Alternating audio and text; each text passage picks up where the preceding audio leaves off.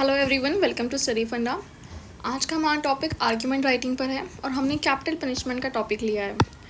Capital punishment अगर आपको पता हो रिसेंटली न्यूज़ में था, और इससे न्यूज़ में था क्योंकि सुप्रीम कोर्ट ने एक डेथ पेनल्टी को कम्यूट कर दिया है, वह लाइफ इम्प्रिजमेंट। तो ये एक जजमेंट आई थी जो सिग्निफिकेंट इसलिए है कि सुप्रीम कोर्ट के जजेस ने ये बोला है कि डेथ पेनल्टी के अल्टरनेटिव्स को आप सर्च करिए। जजेस को एडवाइस करा है कि आप डेथ पेनल्टी के अल्टरनेटिव्स को सर्च करिए, इसलिए उन्होंने डेथ पेनल्टी की सेंटेंस को कम्यूट करके लाइफ इम्प्रिजमेंट में चेंज कर दिया है। और यहीं से हमारी डिबेट स्टार्ट होती है कैपिटल पनिशमेंट के ऊपर। तो हमारा जो आर्गुमेंट राइटिंग का टॉपिक है आज का, वो है capital punishment should be band. तो हमें इसके ऊपर आज की हमें अपनी डिबेट स्टार्ट करनी है। अच्छा, डिबेट स्टार्ट करने से पहले मैं चाहूँगी कि कुछ टॉपिक है जो पॉलिटी के इंपॉर्टेंट टर्म्स में हो जाते हैं, क्योंकि हमने स्टार्ट कर रहे हैं इस टॉपिक को इस तरीके से। तो आप कमेंट सेक्शन में उनके मीनिंग बताइए। कम्यूट का, रेस्पाइट का, रेप्राइव का, ये टॉपिक सारे आपको इंडियन पॉलिटी में मिल जाएंगे लक्ष्मीकांत में। तो इसमें ऐसा कुछ नहीं है कि बहुत टफ चीज़ है ये, बट क्योंकि अब पेपर में बहुत कम दिन रह गए हैं तो आपको ये ऑन द टिप्स याद होने चाहिए। नहीं है तो जाइए एक बार पढ़िए, अपनी बुक्स को खोलिए, रिवाइज करिए और कमेंट सेक्शन में मुझे इनके आंसर दीजिए। चलिए let's start with our discussion today. हमने इंट्रोडक्शन लिया है। इंट्रोडक्शन हमने स्टार्ट करा है कैपिटल पनिशमेंट की डेफिनेशन से। Capital punishment, also called the death penalty, is the execution of an offender sentenced to death after conviction by a court of law of a criminal offence. तो हमने introduction simple रखा है, definition रखी है इस बार introduction में। हमने जो रीसेंट सुप्रीम कोर्ट की गाइडलाइंस थी हमने उससे स्टार्ट नहीं करा है, एक अलग तरीके से स्टार्ट करने के लिए हमने डेफिनेशन से स्टार्ट करा है। उसके बाद फेवर के पॉइंट्स हैं। फेवर के पॉइंट्स में एक्चुअली फिर मैंने बहुत बारी डाउट्स देखा है, मैं फिर क्लियर कर देती हूँ। चलिए कोई बात नहीं। फेवर का मतलब है कि हम इस पर्टिकुलर स्टेटमेंट को सपोर्ट कर रहे हैं। फेवर का मतलब capital, yes capital punishment should be banned and we are supporting this statement. ये मतलब हमारा फेवर से है। तो हम जो भी अपनी आर्ग्यूमेंट्स लिखेंगे वो इसके सपोर्ट में लिखेंगे। तो अब हम फेवर के पॉइंट्स डिस्कस करते हैं। सबसे पहला पॉइंट हमने सबसे इम्पॉर्टेंट लिखा है। सबसे पहला पॉइंट लिखा है हमने against the concept of right to life. हमने right to life constitutional right है, आपको पता होगा, आर्टिकल 21 में है। Article 21 talks about right to life. तो हमने वहाँ से ये स्टार्ट करा है। सबसे पहला पॉइंट हमने वो लिया है। एक्चुअली में डेथ पेनल्टी को बैन इसलिए करना चाहिए क्योंकि राइट टू लाइफ अलाउ करता है आपको अपने हिसाब से अपनी लाइफ को जीने के लिए। लेकिन गवर्नमेंट के पास ये राइट नहीं है कि आप किसी की लाइफ को छीन सके। तो हमने उसी पॉइंट को कोट करते हुए, कॉन्स्टिट्यूशनल राइट को देते हुए, हमने ये पहला अपनी स्टेटमेंट लिखी है। Death penalty gives arbitrary power to the government for taking a human life. It is a violation of the right to life guaranteed under article 21 of the constitution. So basically it violates your constitutional right and therefore it should be done away with. पहला point हमने ये लिखा है। Second point हमने लिखा है ineffective deterrence. बहुत बार आपने स्टेटमेंट या डिबेट में सुना होगा कि एक्चुअली में क्या होता है, जब आप डेथ पेनल्टी अवॉर्ड करते हो तो एक तरीके का डेटरेंट क्रिएट होता है। उस डेटरेंस से क्या होता है कि जो नेक्स्ट जो क्राइम करने वाले लोग हैं, डेटरेंस का मतलब यहाँ पे ये है कि एक तरीके का डर पैदा करता है कि बाकी लोग देख रहे हैं कि डेथ पेनल्टी मिल रही है तो वो क्राइम कमिट नहीं करेंगे, इस डर में कि शायद हमें भी डेथ पेनल्टी मिल जाएगी। तो जो नेक्स्ट क्राइम कमिट करने वाले लोग होते हैं, कहीं ना कहीं एक उनको डर पैदा करने के लिए सोसाइटी में ये करा जाता है। तो हमने यही पॉइंट को यहाँ पे नलिफाई करते हुए लिखा है, क्योंकि हम फेवर के पॉइंट्स लिख रहे हैं, हमने इसलिए ये पॉइंट लिखा है। There is no sufficient evidence to prove that the death penalty is any more effective in reducing crime than imprisonment. Notably, brutal rapes in India have not decreased despite the enforcement of Criminal Law Amendment Act 2013, which prescribes death penalty and life imprisonment for sexual assault that result in the victim dead or being reduced to a persistent vegetative state. तो हमने लिखा है कि ऐसा कोई भी हमारे पास data अब तक नहीं आया है, कोई इंडिपेंडेंट एजेंसी से नहीं आया है, ना कोई गवर्नमेंट एजेंसी कोई डेटा आया है जिससे हमें ये पता चल सके कि डेथ पेनल्टी अवॉर्ड करने से एक सोसाइटी में डर का माहौल पैदा हो रहा है। ऐसा कोई हमारे पास कोई डेटा अब तक अवेलेबल नहीं है, कोई भी स्टैटिस्टिकल एविडेंस हम पर नहीं आया है। तो हम क्यों डेथ पेनल्टी को अवॉर्ड कर रहे हैं? क्योंकि ये तो कॉन्सेप्ट पूरा फेल होता जा रहा है। और दूसरा, जो हमारे क्रिमिनल लॉ अमेंडमेंट एक्ट हुआ 2013 में, अमेंडमेंट ये करी गई थी 2013 में बेसिकली कि कोई भी हीनियस क्राइम होगा, स्पेशली सेक्सुअल असॉल्ट, कोई हीनियस सेक्सुअल असॉल्ट होगा तो उसके केस में डेथ पेनल्टी को अवॉर्ड कर दिया जाएगा या फिर लाइफ इम्प्रिजमेंट को। उसके इस अमेंडमेंट के बाद भी हमने रेप केसेस में कोई डिक्लाइन नहीं विटनेस करा है। तो इसका मतलब कि जो डेटरेंस की जो थ्योरी थी कि सोसाइटी में डेटरेंस, एक डर का माहौल पैदा होता है, तो वो कहीं ना कहीं फेल हो रही है। इसलिए इनफेक्टिव डिटरेंस क्रिएट हो रहा है। इसलिए हमें डेथ पेनल्टी की जगह ऑल्टरनेटिव ऑप्शन देनी चाहिए, डेथ पेनल्टी को मूव आउट करना चाहिए। थर्ड पॉइंट हमने लिखा है possibility of error. See, after all supreme court के या हाई कोर्ट के या लोअर कोर्ट के जो जजेस होते हैं, दे आर ऑल्सो ह्यूमन। तो there might be a possibility that judiciary they might get compromised in the way of awarding punishment। तो बहुत चांसेस है, या फिर ऐसा भी हो सकता है कि कोई आदमी जो अफोर्ड नहीं कर पा रहा है अच्छे लॉयर, वो अपने अच्छे से अपने पॉइंट्स नहीं रख पाया है, तो कहीं ना कहीं जजमेंट गलतली डिलीवर भी हो सकती है। There might be a possibility of this. तो इसलिए हमने ये बात करी है, पॉसिबिलिटी ऑफ एरर हमेशा रहती है जब आप एक जस्टिस डिलीवरी करते हो। तो ऐसे में आप किसी को डेथ सेंटेंस प्रोवाइड करवा दोगे तो वो तो इर्रिवोकेबल है, वो वापस तो नहीं हो सकती है। तो इसलिए हमें डेथ पेनल्टी अवॉर्ड करने का हक नहीं होना चाहिए, क्योंकि आप ह्यूमन लाइफ कहीं ना कहीं जस्टिस डिलीवरी में, अगर कोई रॉन्गफुली एग्जीक्यूट हुआ है कोई जस्टिस, तो ह्यूमन लाइफ कहीं ना कहीं वेस्ट हो जाएगी, वो कहीं ना कहीं रॉन्गफुली एग्जीक्यूट हो जाएगा डेथ पेनल्टी में। तो हमने ये पॉइंट दिया है, as the death sentence is irrevocable, an innocent person can also be wrongly executed. किसी इनोसेंट पर्सन को रॉन्गली आप एग्जीक्यूट कर दोगे तो वो इर्रिवोकेबल होगा। तो इसलिए हम डेथ पेनल्टी के अगेंस्ट है। हाँ, लास्ट में हमने ये भी लिखा है, there is no uniform and fair principle on the execution of convicts on death row. Supreme court का हमने एक डेटा लिखा है, ये सुप्रीम कोर्ट का ही डेटा है, और ये मैंने हमेशा आपको बोला है, जब भी आप कोई पॉइंट लिखते हो तो या तो एग्जांपल लिखो या कोई डेटा या फैक्ट्स कुछ लिख के कंप्लीट करो अपने स्टेटमेंट को। तो यहाँ हमने सुप्रीम कोर्ट का ही डेटा लिख के कंप्लीट करा है।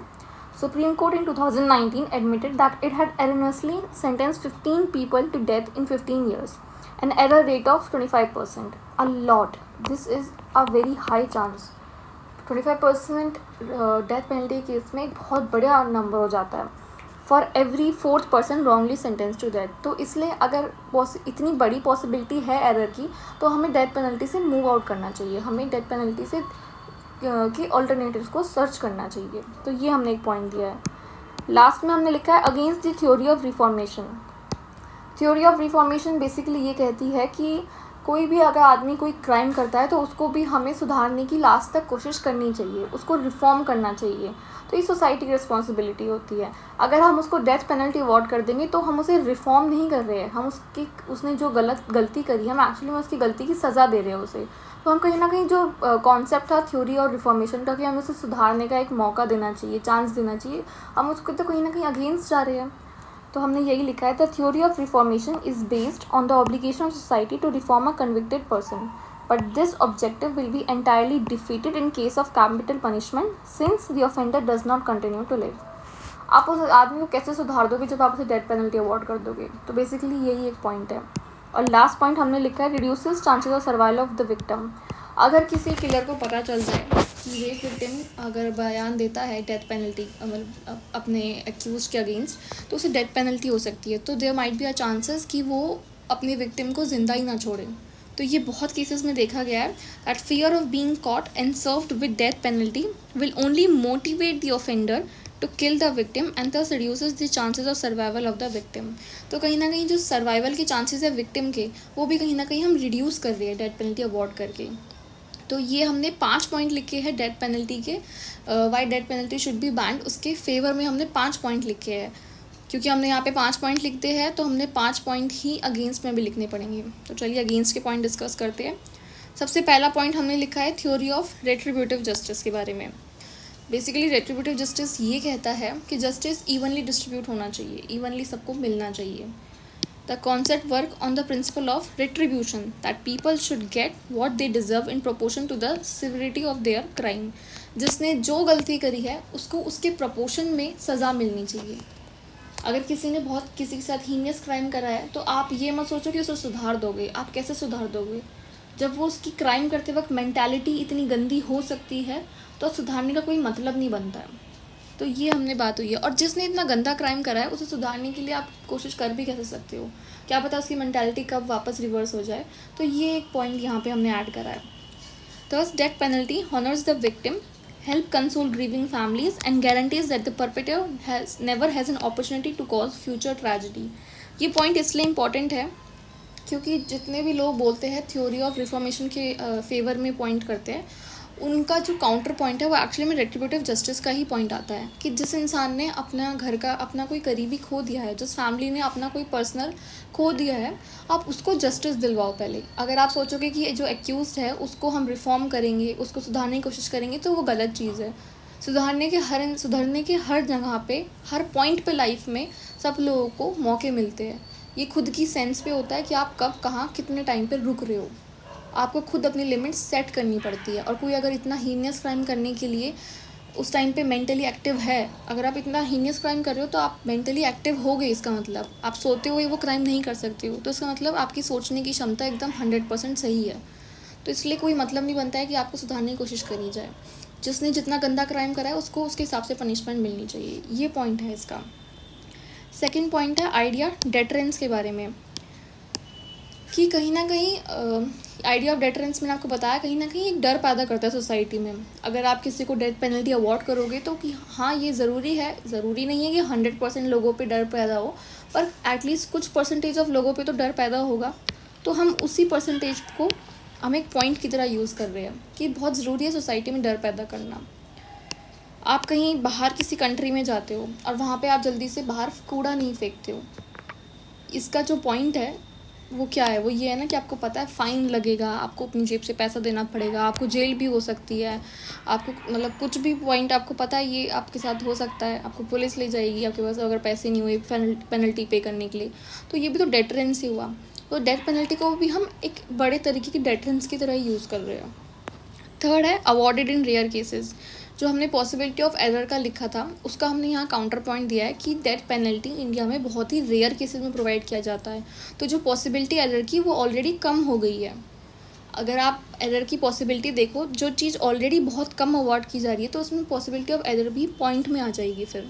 तो हमने यही पॉइंट लिखा है, that penalty is not use as frequent means of punishment in India and only use in rare cases where a heinous crime is committed. जहाँ पे बहुत कुछ ज़्यादा गलत क्राइम किया होता है सिर्फ उसी केसेस में डेथ पेनल्टी अवॉर्ड की जाती है। अब यहाँ पे हमने सुप्रीम कोर्ट की जजमेंट दी है, जिस जजमेंट के बाद से डेथ पेनल्टी एक्चुअली में रेयरेस्ट केसेस में अवॉर्ड करनी शुरू हुई थी। वो जजमेंट बच्चन सिंह के उसमें थी, Bachan Singh versus state of Punjab, where supreme court held that capital punishment in India can be given in rarest of rare cases. ये बच्चन सिंह का जो केस है ये बहुत इम्पॉर्टेंट है, ये आपको वैसे भी पता होना चाहिए। ये इसलिए इम्पॉर्टेंट है क्योंकि यहीं से स्टार्ट हुई थी, जो डेथ पेनल्टी का रेयरेस्ट ऑफ रेयर केसेस था वो यहाँ से स्टार्ट हुआ था। तो एक केस आपको इस टॉपिक से रिलेटेड पता होना चाहिए, वो ये केस है। नेक्स्ट केस है reduce over crowding of prison.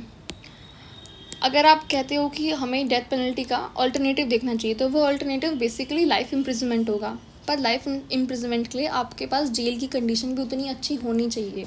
हमने यहाँ पॉइंट लिखा हुआ है, अवर प्रिजन्स और ऑलरेडी ओवर बर्डन, हमारे ऑलरेडी ओवर बर्डन प्रिजन, कहीं कहीं भी तो ऑक्यूपेंसी 165% तक है।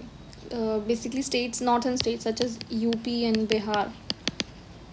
ऐसे में आप सोचो कि डेथ पेनल्टी की जगह हम लाइफ इम्प्रिजनमेंट देते हैं तो वो कहीं ना कहीं अगेंस्ट में जाएगा। हमारे पास प्रिजन में इतनी फैसिलिटीज़ ही नहीं है कि हम ऐसी चीज़ें प्रोवाइड करवा सकें प्रिजन इनमेट्स को। तो हमने यही लिखा है कि and thus in this scenario commuting death penalty for life imprisonment would only increase the burden of prison authorities and wastage of taxpayer money, ये important point है, in harboring a dreaded criminal mindset people। हम अपना जो tax payer money है वो ऐसे लोगों पे एक्चुअली में वेस्ट करेंगे जो बहुत ही हार्ड कोर क्रिमिनल माइंडसेट के है। जिससे किसी ने हीनियस क्राइम कमिट करा है तो वो एक ऑब्वियसली ही और she must be a criminal minded person, hard को क्रिमिनल माइंडेड पर्सन। हम उनके ऊपर अपना टैक्स पेयर मनी वेस्ट कर रहे हैं, उनको रखने में, उनको पालने में। लाइफ इम्प्रिजनमेंट की अगर बात करी जाए, अगर वो उसका करेक्टर भी चेंज हो जाता है, वो 10 साल की हो जाती है या 14 साल की रहती है या 7 साल की हो जाती है, तब भी इतने लंबे टाइम पीरियड के लिए एक तो प्रिजन ओवरबर्डन फील करेगा, प्रिजन अथॉरिटी के पास इतने स्पेस नहीं है, इतनी सर्विसेज नहीं है, एमिनिटीज़ नहीं है, और दूसरा जो टैक्स पेयर का मनी है वो ऐसे लोगों के ऊपर वेस्ट हो रहा है जो एक्चुअली में एक हार्डकोर क्रिमिनल माइंडसेट पीपल है। तो ये हमने एक पॉइंट दिया है। 5वां पॉइंट हमने दिया है सिक्योरिटी ऑफ द स्टेट। इसका क्लासिक एग्जाम्पल है मसूद अजहर का केस, बहुत क्लासिक एग्जाम्पल है। That penalty is needed in law books to contain terrorism. Terrorism को कंटेन करने के लिए, रोकने के लिए, आपकी इंटरनल सिक्योरिटी को मेंटेन करने के लिए डेथ पेनल्टी बहुत ज़रूरी है। बहुत टाइम जो 2008 मुंबई अटैक क्रिमिनल था, सिर्फ एक ही हमारे पास, हमने एक ही एक्चुअली में ज़िंदा पकड़ा था, उसकी डेथ पेनल्टी को भी एक्चुअली में बहुत डिमांड होती थी कि उसकी डेथ पेनल्टी को भी कैंसिल करके लाइफ इम्प्रिजमेंट करी जाए। बट वहाँ पे फिर क्वेश्चन ये उठा था कि नेशनल सिक्योरिटी के लिए आपको टेररिस्ट को एक्चुअली में डेथ पेनल्टी अवॉर्ड करनी चाहिए। आप किसी टेररिस्ट को ऐसे नहीं जाने दे सकते हो। और जो सबसे पहला एग्जाम्पल आया था उस टाइम पे वो यही आया था मसूद अजहर का। फ़्लाइट हाईजैक हुई थी तो हमें इंडिया को वो रिलीज़ करना पड़ा था, और रिलीज़ करने के बाद हमने विटनेस करा जो 2001 पार्लियामेंट अटैक था, उसका मास्टरमाइंड मसूद अजहर था। तो इसलिए बहुत ज़रूरी है कि डेथ पेनल्टी को अवॉर्ड किया जाए ताकि हम सिक्योरिटी ऑफ स्टेट, जो इंटरनल सिक्योरिटी है स्टेट की, वो मेंटेन कर सके। The death penalty is needed in law books to contain terrorism. It forms part of the national response against terrorist activity. It prevents recommitting of crimes. It prevents recommitting of crimes by repeated offenders. Example of this is terrorists like Masood Azhar, who had to be released in flight hijack situation, went on to become the mastermind behind the terror attack against Parliament of India in 2001. अब जब कोई point लिखा, हमने security of state का point लिखा कि terrorist वगैरह को हमें डेथ पेनल्टी अवॉर्ड करनी चाहिए, तो लास्ट में हमें एग्जाम्पल भी सपोर्ट करना है कि क्यों ऐसा क्या हो गया कि टेररिस्ट के लिए करनी चाहिए। तो हमने लास्ट में ये एग्जाम्पल देके मसूद अजहर का कंप्लीट करा है। लास्ट में हमने कंक्लूजन दिया है। कंक्लूजन बहुत ही नॉर्मल सा कंक्लूजन दिया है, कोई बहुत 5-6 लाइनों में नहीं दिया है। कंक्लूजन सिंपल सा दिया है, डेटरेंस इज़ मोस्ट इफेक्टिव। हमने डेटरेंस से स्टार्ट करा है क्योंकि कैपिटल पनिशमेंट के केस में सबसे ज़्यादा जो बात उठ के आती है वो डेटरेंस की आती है, तो हमने स्टार्ट डेटरेंस से करा है। Deterrence is most effective when punishment happens soon after the crime. एक सोसाइटी में जो डर होता है वो तभी ज़्यादा इफेक्टिव होता है इस्टेब्लिश करना, जैसे किसी ने गलत काम करा, जैसे किसी ने कोई क्राइम कमिट करा, आप तुरंत उसे जस्टिस डिलीवरी दोगे विक्टिम को, तब जाके डेटरेंस सोसाइटी में क्रिएट होगा। तो ये हमने पॉइंट लिखा है यहाँ पे। And there's any decision in this regard should be based on the principle of society, human life and justice delivery. इसलिए कोई भी डिसीजन लेने से पहले कैपिटल पनिशमेंट को बैन करना चाहिए या नहीं करना चाहिए, हमें 3 चीज़ों का ध्यान रखना चाहिए। वो है सोसाइटी पे क्या इफेक्ट होगा, ह्यूमन लाइफ पे क्या इफेक्ट होगा, और जस्टिस डिलीवरी के भी, कि हम जस्टिस ढंग से डिलीवर कर पाएंगे या नहीं कर पाएंगे। देखो हमने एक्चुअली में ये 3 चीज़ लिख के ना ओपन एंडेड छोड़ दिया अपने कंक्लूजन में। कहीं हमने ये मेंशन नहीं करा है कि सोसाइटी पे इफेक्ट होगा, इसलिए हमें एक तरीके से ना ओपन छोड़ दिया आपने इंटरप्रिटेशन के लिए, कि आप कंफ्यूजन से नहीं पता लगा पाओगे कि एक्चुअली में हम फेवर में है कैपिटल पनिशमेंट के या अगेंस्ट में है।